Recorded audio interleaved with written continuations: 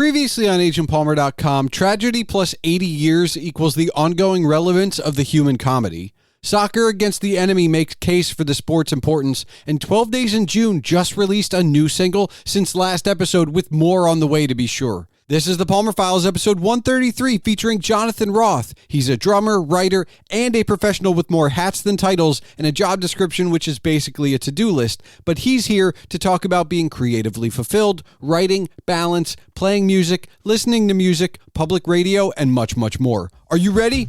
Let's do the show!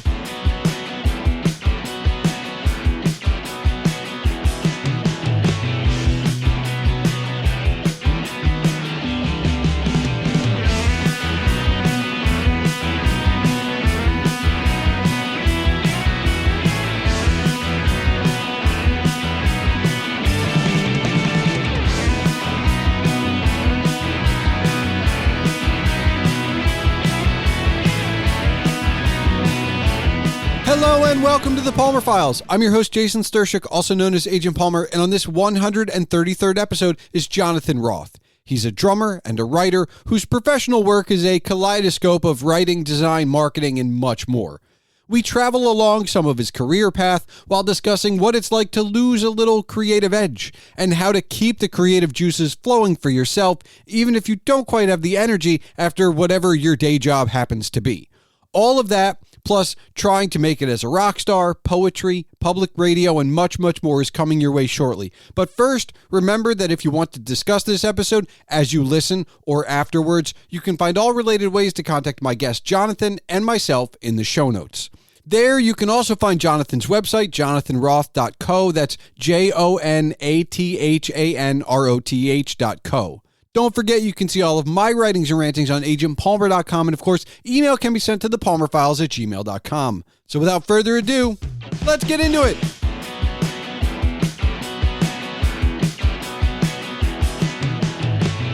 Jonathan, I know you as a DJ on our local NPR station, of which, I guess full disclosure, I sit on the board. Mm-hmm. But I also know that professionally you are a graphic designer and writer and printer of and probably many other hats as well. Right. Is this what you wanted? I guess because I don't meet a lot of graphic designers who set out to be graphic designers. Most of them set out to be artists and became I don't know. And I don't, not to get too long-winded, but there's that moment where it's like, I can't make money doing art. Right. Graphic design. Yeah. Is that your story? In a way, yes, but a little different. So I went to college for creative writing.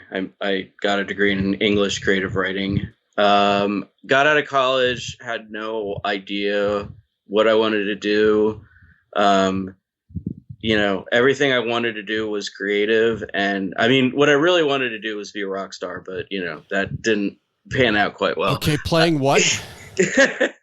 I play drums mainly. Okay. Also play a little guitar, piano, bass as well. Okay. So. Look, we all wanted to be that at some point. I mean, I was in that camp as well. At that point, I think I grew out of it before college, though. I think I reached my peak. But were you still like? I mean, I guess so. Creative writing. You're a creative person. You're in college, but are you still like trying to be a rock star? Like, are you still in bands and like? Yeah. I had a band through college, and then after college, I wouldn't say necessarily it wasn't like that kid dream of like, I want to be a rock star. It was more like, I want to see how far this will go. Okay. Like, I want to see how far we can take this. I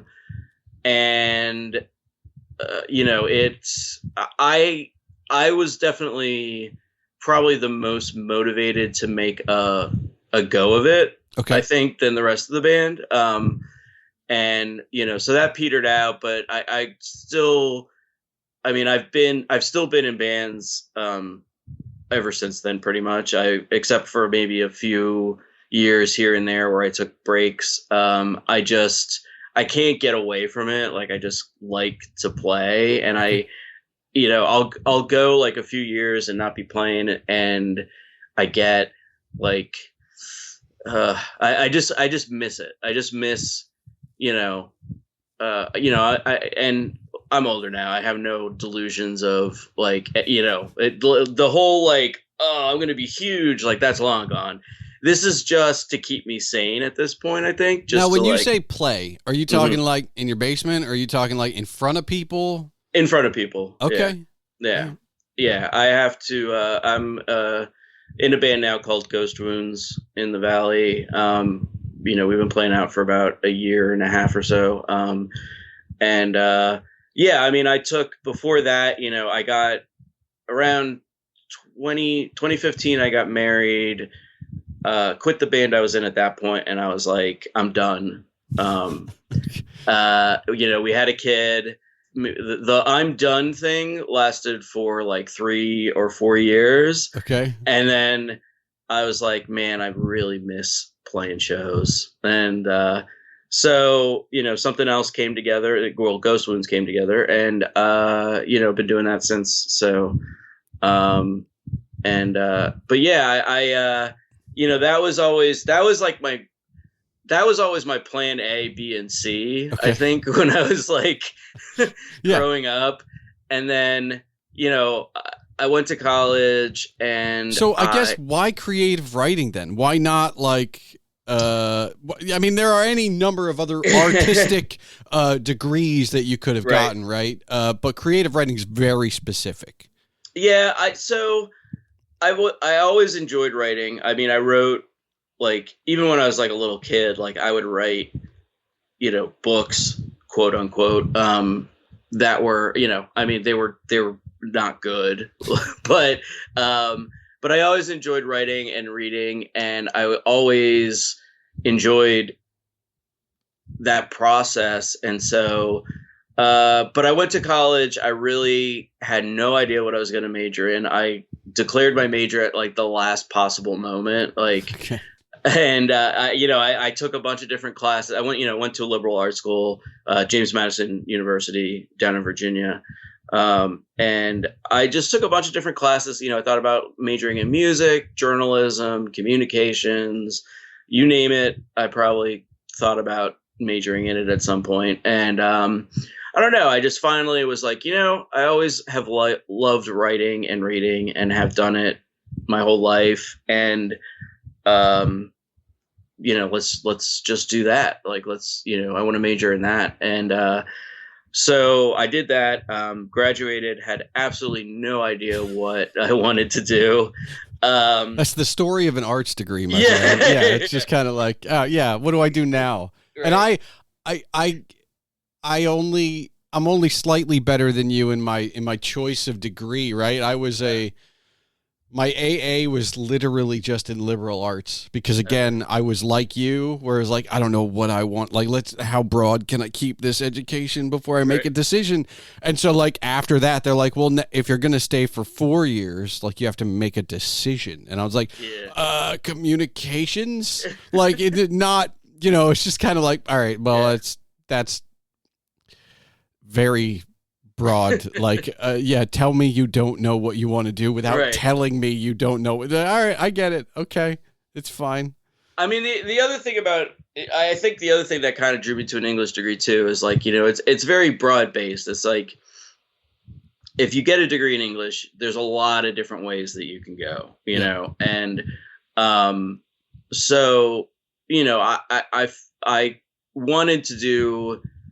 I wanted to do writing, I wanted to have a job that involved writing in some capacity.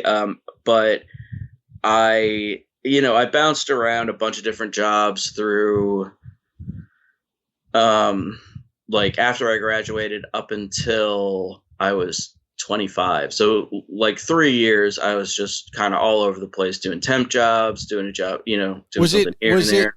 Was it what was available, or was it very much like I want to try these things because I still don't like? Because I mean, the way you describe it, you've got a degree and still no idea what's next, right? And I think that's for people that may be listening that knew what they wanted to do. Jonathan and I graduated and still didn't know what, like, we would still not have a degree chosen if we didn't have to be forced to get one. Right. So, like, was it very much an availability thing, or was it a trial and error thing? I would say a little bit of both. Okay. You know, I mean, there were some jobs that I took just because I needed a job. There were some jobs that I took that was like, well, let's see if this works, you know? And then ended up, 2001, I got a job at, so like getting back to the band thing. So the band that I had in college, or around 2001, everyone else in the band sort of ended up in Washington, D.C., and they started jamming together. Okay. And I was actually living here in Allentown, Pennsylvania at that time. And that's a whole... they're like, hey, come down and jam with us again. You know, like the let's get the band back together conversation. So it ended up, I ended up basically driving down to DC like almost every other weekend to jam with them, and then coming back and going to work all week, you know. And it's a young person's game, by the way. Like, I am, you know, we are probably double that age at this point, and the idea of working a job and then getting anywhere for a weekend that's more than an hour away and coming back more. I mean, it's the drive's probably more like 4 or 5 hours, but like anything over one, and I'm like, oh, that sounds horrible. Yeah. It's a young man's game. I get it. Oh, absolutely. So, it was, I like, now thinking about it, I'm just like, how did I ever do that? But lack of sleep, right? Yeah. I guess you're good playing the drums while sleeping. Yeah. Pretty much. Yeah. So it kind of got to the point where I was like, okay, this is ridiculous. And another friend of mine from college was in DC and had an opening at his job he was an editor at this place called the Corporate Executive Board, which no longer exists. But it was basically like business to business best practice research. So he was like, hey, there's a job opening for an administrative assistant here in the graphic design department. And, you know, I was like, well, I can do that. You know, a lot of my jobs at that point have been like admin assistant jobs. So, you know, kind of familiar with doing that kind of stuff. And so, I was like, all right, that sounds like a deal. I'll apply to that, and ended up getting the job. And I should, before I go further, I should mention that, so I always liked graphic design, and I was always interested in graphic design, and particularly at this point where the web was, you know, you're kind of going from like the GeoCities, Angelfish, whatever, Angelfire. Angelfire, you know, version of the web into something that was a little more interesting and more. Did you have a GeoCities?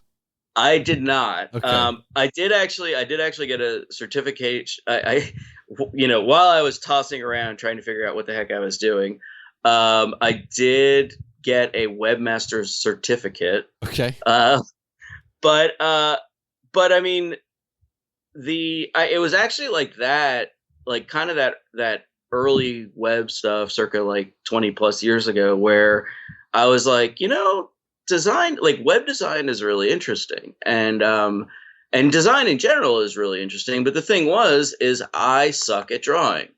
And so, and I was never talented artistically in a traditional way. You know, like I didn't ever think much of my drawing. I didn't think much of my abilities there. It never occurred, like graphic design really like never occurred to me at that point. And so I I went down to I took this job. I went down to the DC. I was an administrative associate for maybe like a year, and a graphic design job opened up. And my boss was like, "Hey, do you want to apply for this job?" And I was like, "Well, yeah, I'd like to do it, but I was like, I'm not a graphic designer." He's like, "Don't worry about it. We'll train you." So it's like, okay. So so I got the job and got, promotion, whatever you want to say, and basically just learned graphic design on the job. Okay. And does it still hold true? Like, are you still kind of around or in graphic design all these years later? Yeah. So my job now is basically kind of a hybrid of graphic design and writing. Okay. So I work at an automotive aftermarket manufacturer. I do basically the main part of there's lots of stuff that I do, but the main part of my job is creating instructions and tech notes for the parts that we sell. So it's very much a hybrid of the graphic design, the layout, but also the writing. So you kind of, after all this time, found that sweet spot. Yeah. That's like, all right, I get it. Now, I guess I want to time travel for a moment. If I go back to you in college and I explain to you the job you currently have, is there any way you're interested in it? Or do you need, and a lot of people need it, but do you need the ebbs and flows to get there? I think,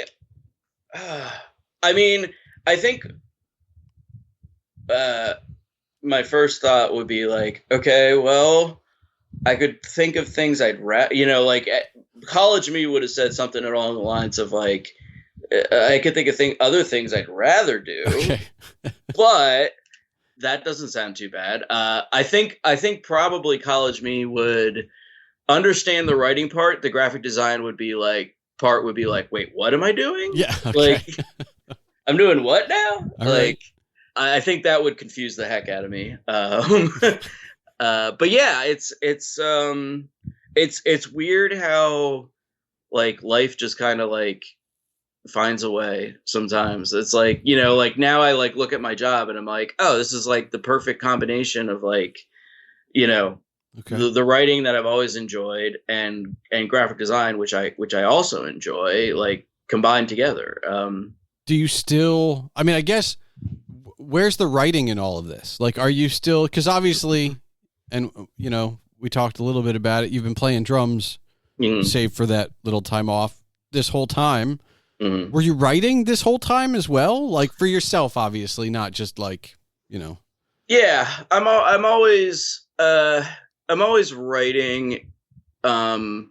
There's times where I'm kind of more active with it than others. Okay. I kind of go in phases, but yeah, overall, I've been writing.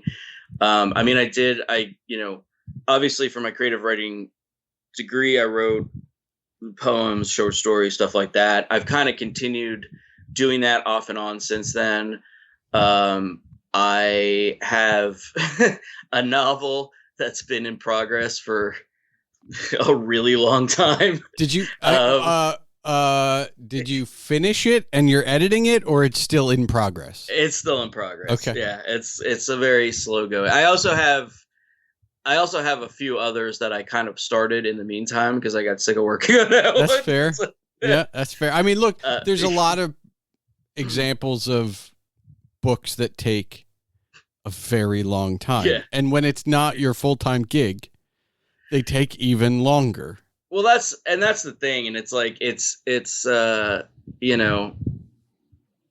I never, I always like, that was kind of the thing too. When I was in college, was like, oh, I'll write for myself when I'm not working. And then I'll like be writing all these books. And then I'll, become a famous novelist and I can quit my day job. Well, I didn't realize how little interest you have in, doing more work after you've been working all day. And that's fair. Putting a lot, especially when you're already kind of doing something creative or you're involved in creative work. You don't need the outlet day anymore because you already, even though it's work, Yeah. it's still a bit of a creative outlet. So you're like, you come home and you're like, I don't feel like I need to do some writing. Yeah. Yeah, no, I get it. I get it completely because it's one of those weird things where my biggest, like, I started my blog when I wasn't really being creatively fulfilled at work. Yeah. Yeah.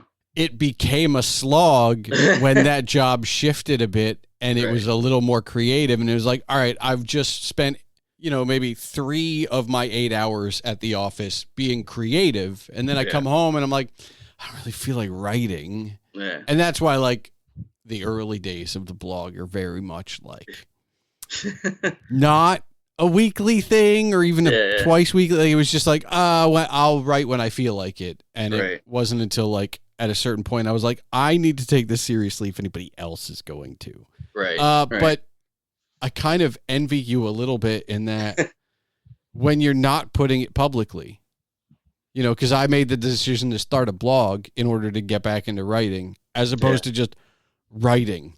Right. Which means when I decided to take it seriously, it was like, all right, well, I'll put it out every Thursday. Yeah.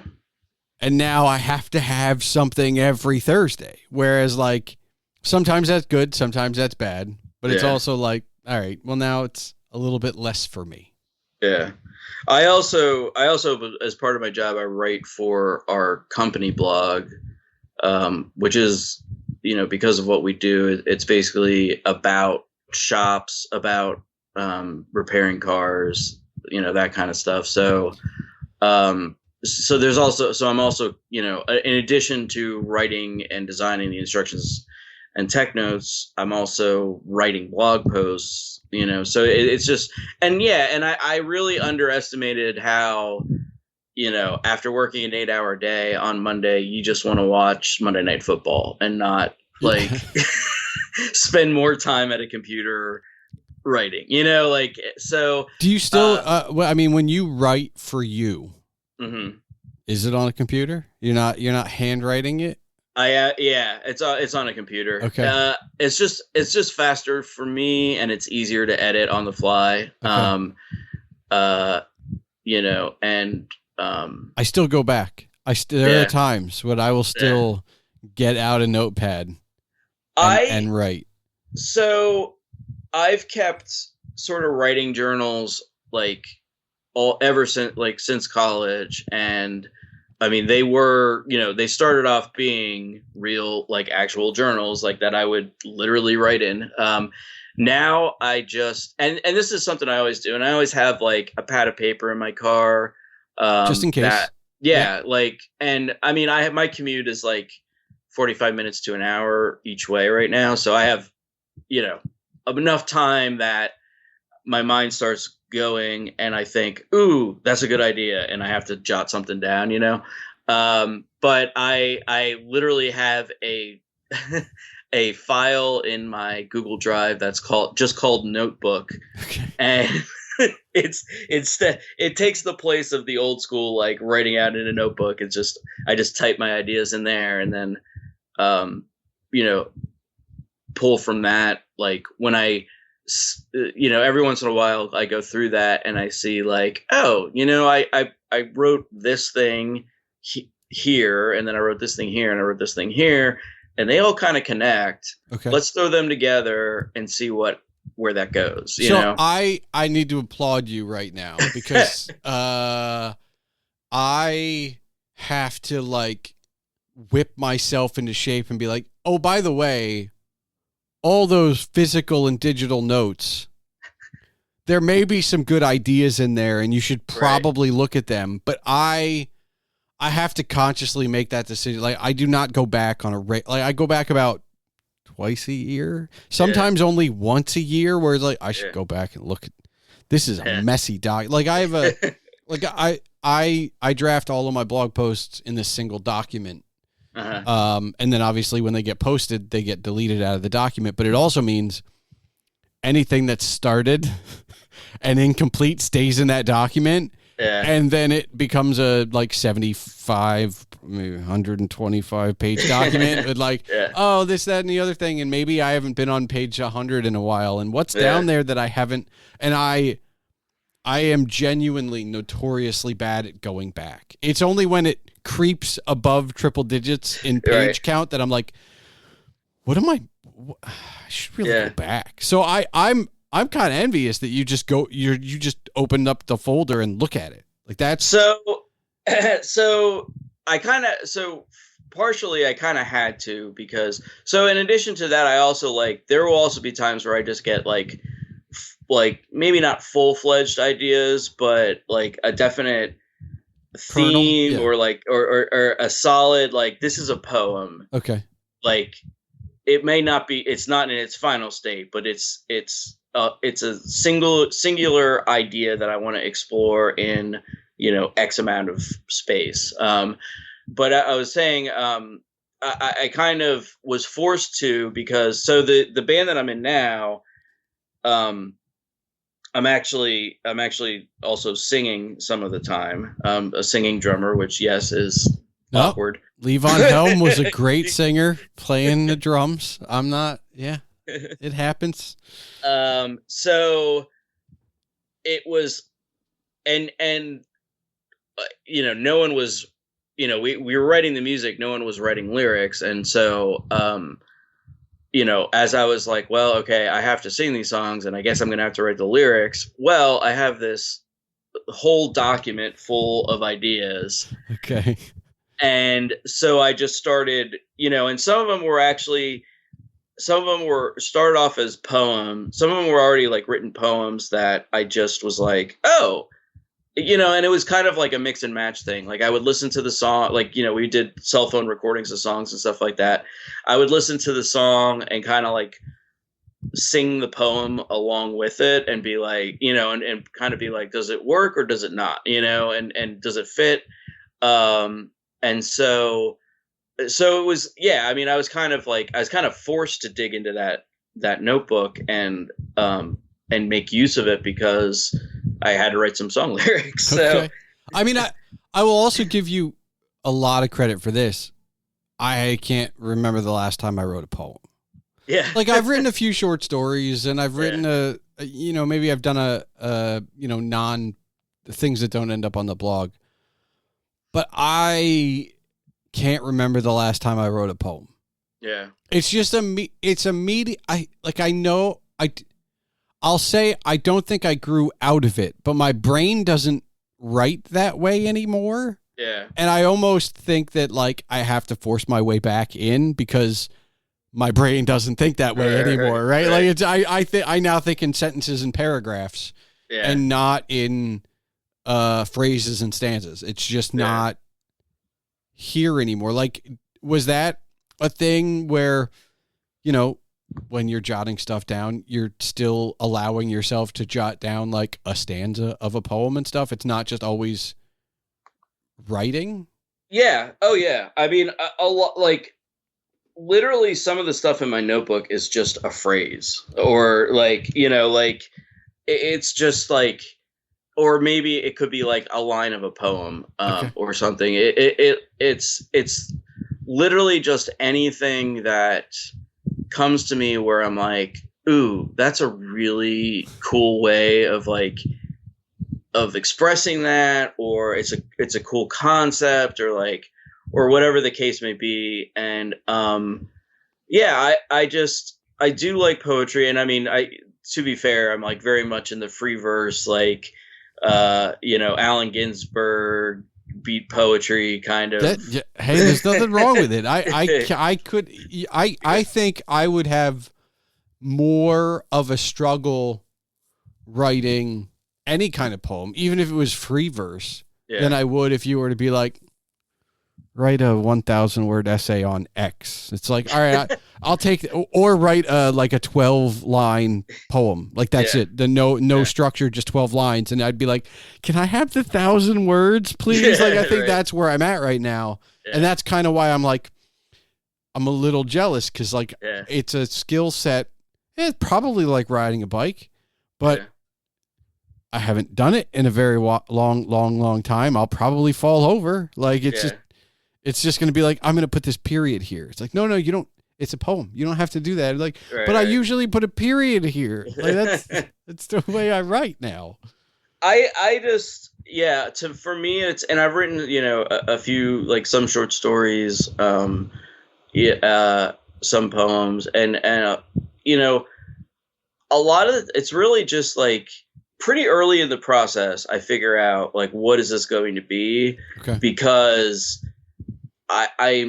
it's the concept of like, what I'm trying to express or what I'm trying to say is just from the outset kind of steering me towards, okay, this is more of a poem. This is more of a short story. I don't think, I'm trying to think if there's ever been a time where I was like started out saying, oh, this is going to be a short story and it ended up being a poem or vice versa. I don't think that's ever really happened. I mean, there's definitely stuff that's started out as a poem and became a song because they're very similar. Yep, that's true. But yeah, like I've toyed with the idea lately of kind of collecting the poems and short stories that I'm most fond of and maybe self-publishing them, or something to that, something like that. So I have a friend whose first book of poetry I helped edit and self-publish. Mm-hmm. Oh God, 10, 15 years ago now. And I only bring it up because a lot of those poems that went into that book, he was sharing, right? Like this was in kind of that time when you had that first job in that early, just after the year 2000, where he's writing poems, however he's writing them, probably in a notebook. Yeah. And then he used to type them out and email them to us. Like he was writing for himself, but he also really wanted to share it. So the idea of putting it together in a book wasn't, I don't want to say scary, but it wasn't scary because he had been sharing it with not just me, but like there was a group of us he would send them to, right? Right. Are you sharing these? Are you keeping them for yourself? Are you, I only ask because it changes the way we all think about, the publishing aspect of it. Because this will be the first time anybody's seen it versus I've been sharing it all along. Right. So way back, 20 some years ago, even later, I had a website, where I put up some poems and short stories and stuff like that. So, I mean, it was, I really didn't have any visitors aside probably from my friends and stuff like that.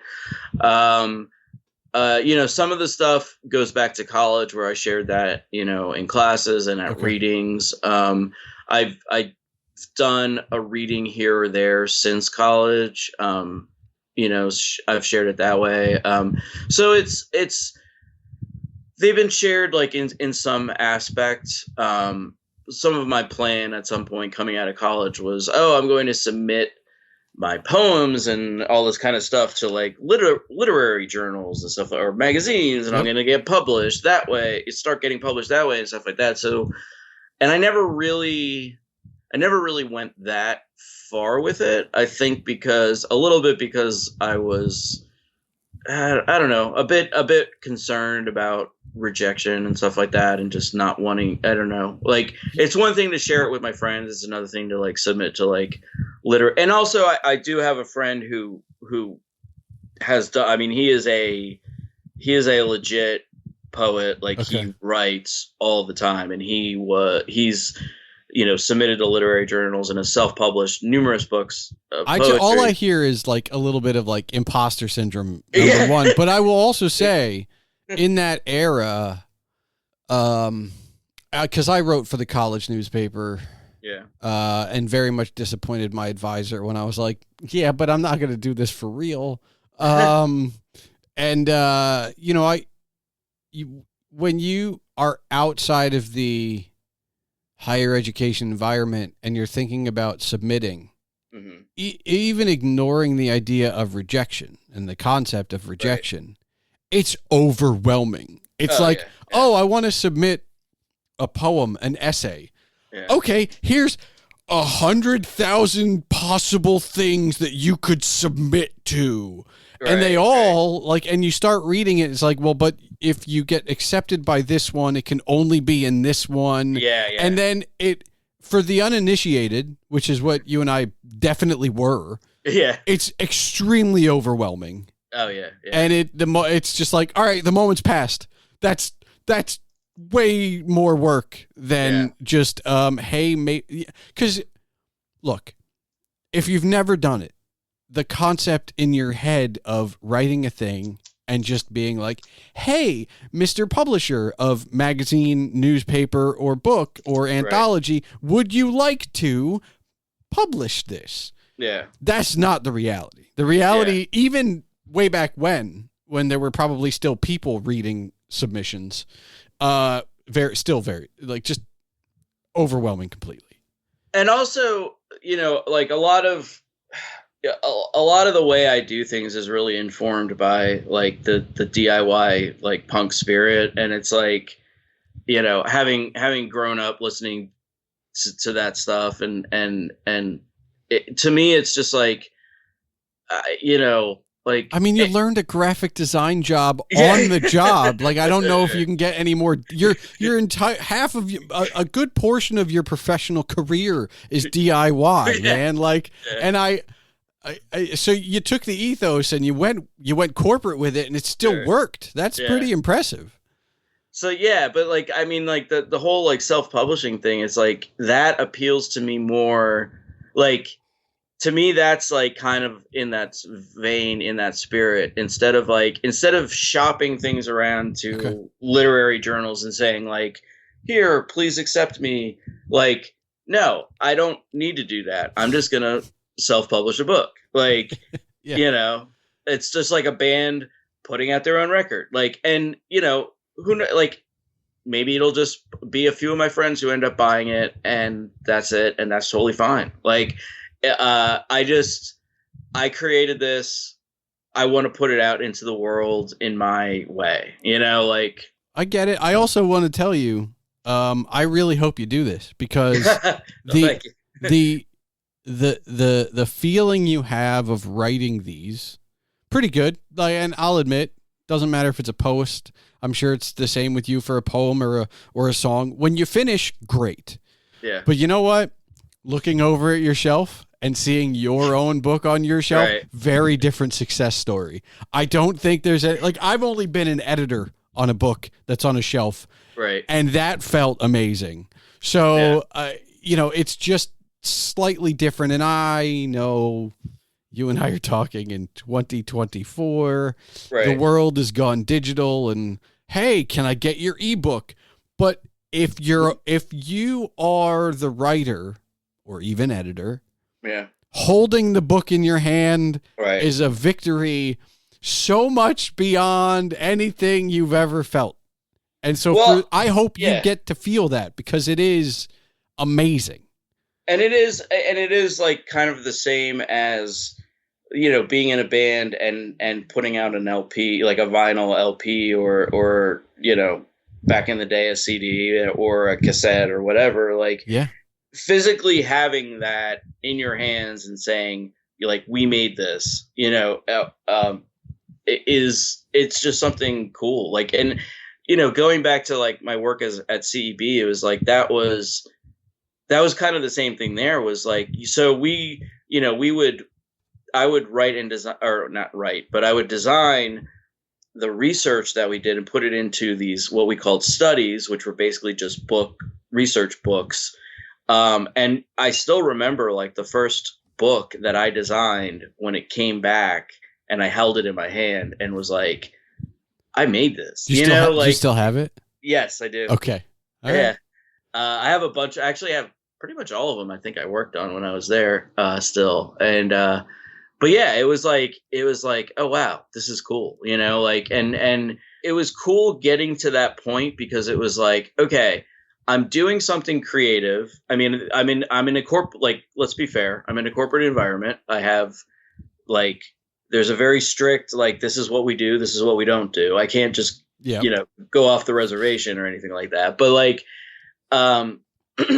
but at the same time, it's like, I'm being creative within a corporate environment, and I'm creating something that is physical at the end result that I can hold in my hand and say, like, my creative pursuit, like, went into this, which was like, that's kind of what I realized, like, it didn't really matter so much exactly what I was doing for a job per se. I just wanted to be doing something creative and have something at the end of the day that I could say, I made this, like. Okay. So you've found your day job niche.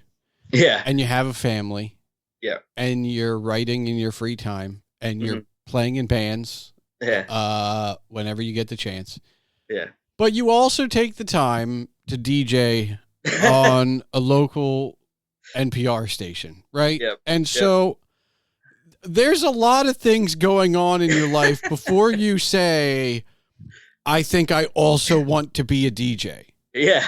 And I applaud you for it. Like, volunteers like you are what make the station, but also, I guess a pointed question, which is like, where does that come from? I understand you're musically inclined. You play in bands, but there's a very different kind of feel to it when you go like, oh, but I want to be on the radio.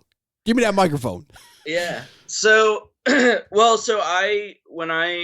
one of the things I got involved with when I went to JMU was, and I always wanted to, when I was in high school, I started getting turned on to college radio. Okay. And in the Valley, especially at that time, I always said, like, the Valley was like the greatest place for college radio at least like in the 90s up until like more recently, because there's WMUH, there was WXLV, there was WLVR. I mean, LVR and XLV still exist, just only on the internet now. But back then, they were terrestrial, and like, it was right after, of course, it was like right after Nirvana happened and all that, stuff came out, and then, I was, I mean, Nirvana just totally like changed it was like, I think with a lot of people, it just totally changed my musical touchstones and my whole, just everything that I listened to. And then along with that was like, it was like, oh, well, this stuff is on college radio, and college radio was where you could hear Nirvana before Nevermind, that's where you like, yep. And all that kind of stuff. And so once I got into that, then when I was in high school, I was like, oh, I should start listening to college radio. And I always loved radio. I mean, I've always loved radio also. And back in the day, I would just, do the thing in the 80s where you had the boombox with the radio going and the cassette player. Yep. And you just, when you hear the song start that you like, you start recording it, Yep. How we had music discovery and that kind of stuff before Spotify and the internet and everything. But yeah, like, I just always had a love for radio and especially college radio. Like I said, I would be doing homework in high school, listening to like WMUH. And there's one show in particular that I really liked. And I would literally write down every song she played as like, okay. And then like star the ones that I'm like, ooh, I got to go check this out. So it was like, yeah, I mean, that was kind of the start of it. And when I knew when I got to wherever I ended up going to college, I wanted a college radio station there because I knew I wanted to get involved in it. And I got involved in my WXJM at James Madison University. My freshman year, ended up being music director for 2 years there and program director for my senior year. Okay. And then, since then I've dabbled in it. I actually worked at NPR for a time in DC, not in a on-air position or anything like that. I was actually just answering phones, but it was still NPR. And then, did some summer break shows on WMUH when I was in the area. I have a couple friends who still do shows over there.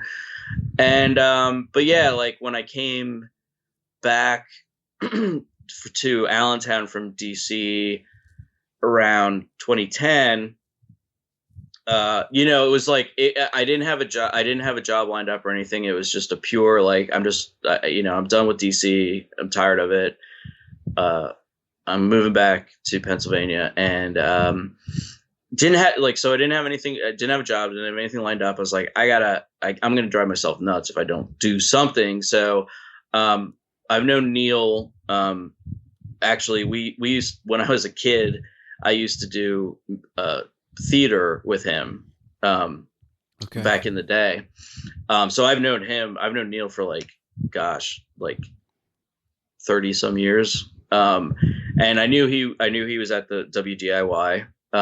And so just when I got back, just stopped by there and said, hey, I'm back in town. I'd, like to volunteer, I'll do whatever, I actually did some graphic design work, for them, volunteer graphic design work, early on. And then, ended up finding my way to splitting, Good Clean Fun with Kate Rice.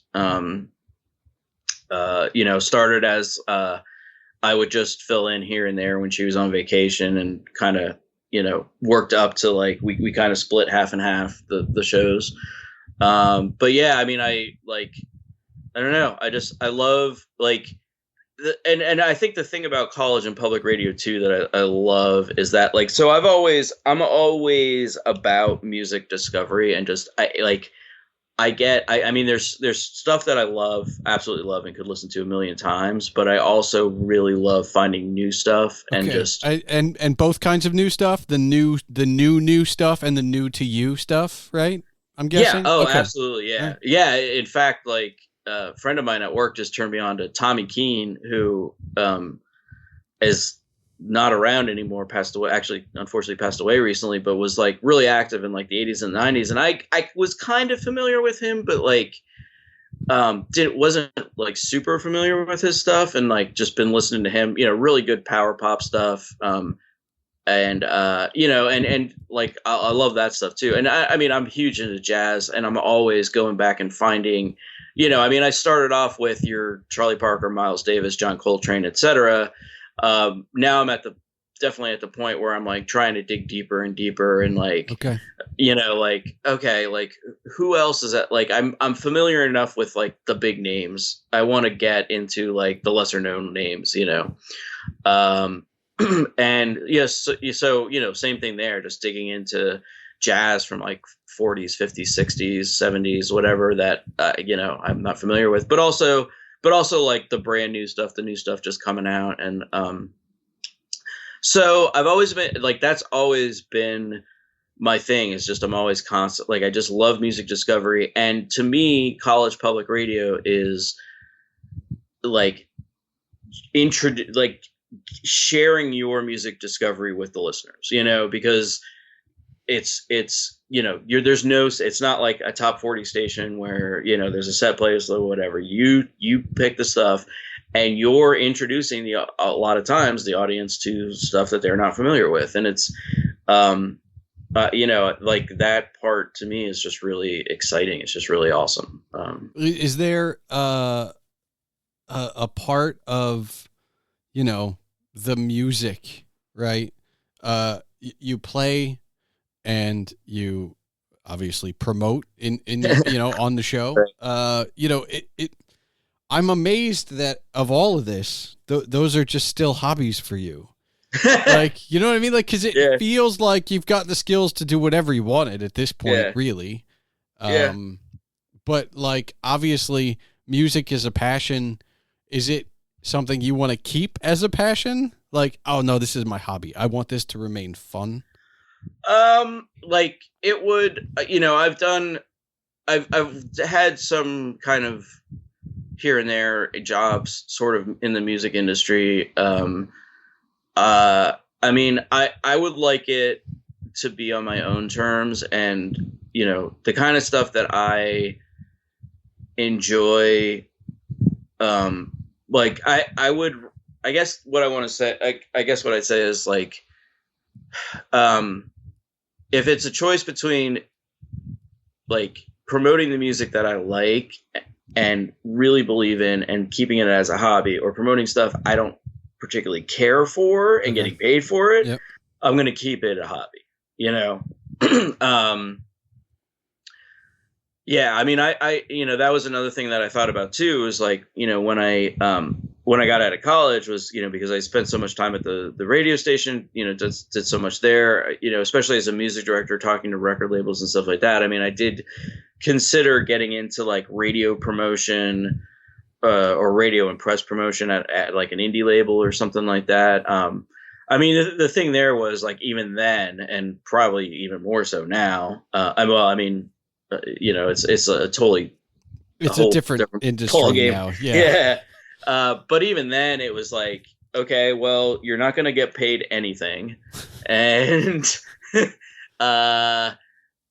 you know, if the label doesn't do so well this year, we may cut your position. And, you know, I mean, I had friends who did that. Other friends who worked at X Jam with me who tried to get into like, you know, working at a label, either, you know, radio promotion or artist management and that kind of stuff. And it's tough. I mean, it's, you know, like one friend who has a long resume of working at different labels and stuff like that. And she's like doing something completely different now, you know, cause it's like, you know, the music industry, like the pay sucks, but like the perks are nice. Like, you know, you get to go to shows for free and get free records and stuff like that. But, you know, the pay isn't so hot. I think you made the right decision. Yeah.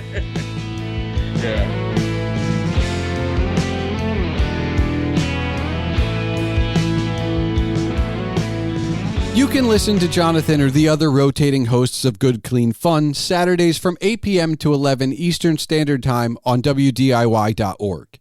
What he does, not just by volunteering, but by hosting and putting together 3 hours of new and recent independent and alternative releases, is the human part of music discovery that I've spoken about.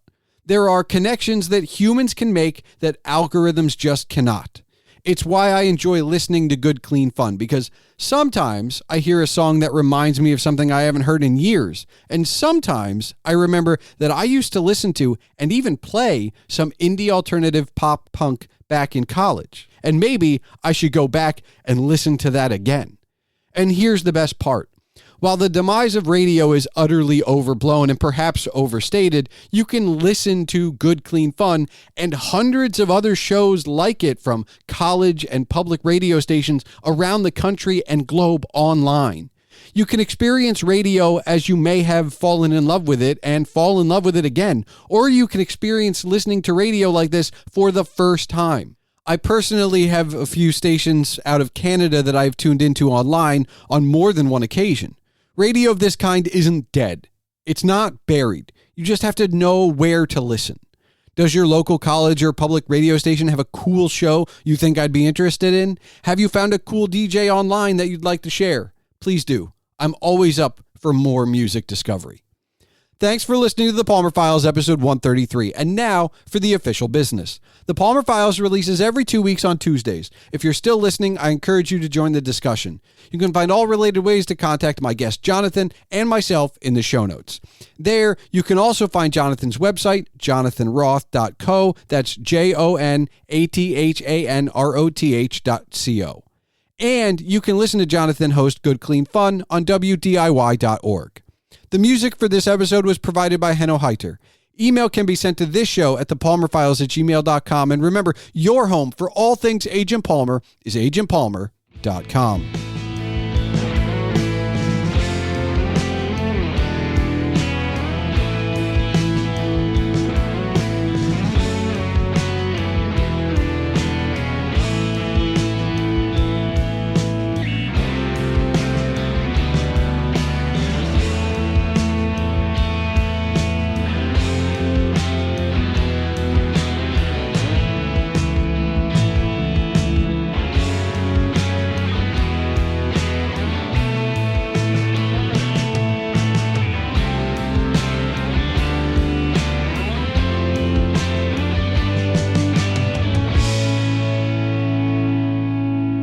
All right, Jonathan, do you have one final question for me? Yes, I do. Can you name your top 5 musical artists? Like favorite or influences? Yeah. Favorite of all time. Yeah, probably. Dylan. Mm-hmm. Definitely one. I think because I just recently finished listening to his catalog and a few others, Frank Zappa might go on the list now. Okay. They Might Be Giants. Mm-hmm. Aerosmith. Mm-hmm. And the fourth one. I mean, I want to say Guns N' Roses, but I feel like, and I do love Guns, but I think so Dylan, Zappa, Aerosmith. Oh man, probably. Like I feel like I want to cover my bases, but They Might Be Giants, and then. Like there's so many. I'll say just to kind of the band. Okay. Even though it overlaps with Dylan a lot. Right. Still separate enough. Still, yeah. Oh, absolutely. Yeah, I think those would be the 5. It's a tough call though, because it also depends on my mood. Right. No. I guess these are the 5 for tonight. Yeah. Ask me again in a week. Might be a different 5. Right. I mean, do you have your 5? Okay. 1 and 2 are set. The other 3 are kind of change constantly. Number 1, Beatles. Okay. All-time favorite. Always has been. All right. Number 2, Radiohead. Okay. After that, it gets a little tricky. I'm gonna go with. I'm gonna go with Nirvana, Fugazi, and Sunny Day Real Estate.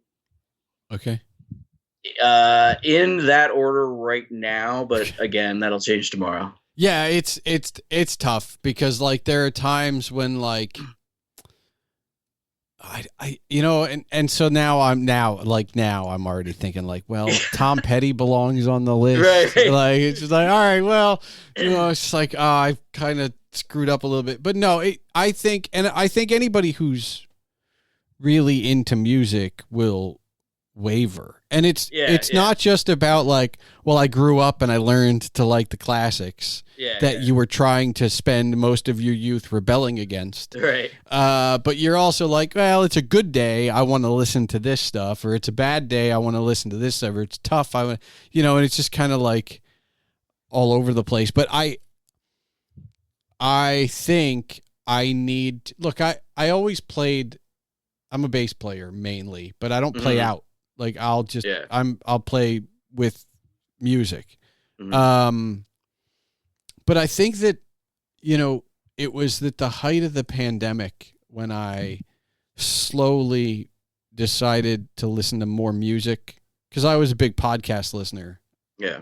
And then I would spend like a day listening to music and I was like, I'm happier. And it's not that the podcasts were depressing. It's that music makes me happy. Yeah. And so I've kind of fallen out of the podcast as much for listening to it, and I listen to more music these days. Yeah.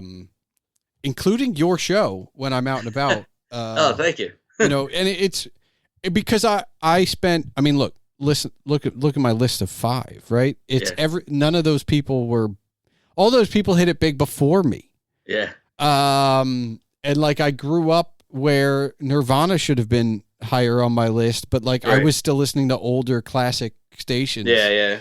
So like, I love Bowling for Soup and Green Day, and I tend to forget they exist, not for any reason other than I'm always looking further back and not as not to yesterday. I'm always looking at like the 60s, right? And so your show specifically reminds me of like, oh no, there is good music after the year 2000, which is a big joke I like to make. Like, but all the good stuff happened on the other side of 2000. Yeah. And it's, I guess, tongue in cheek. some days I believe it, and some days I'm like, yeah, but there's some good stuff over here. But it depends on my mood.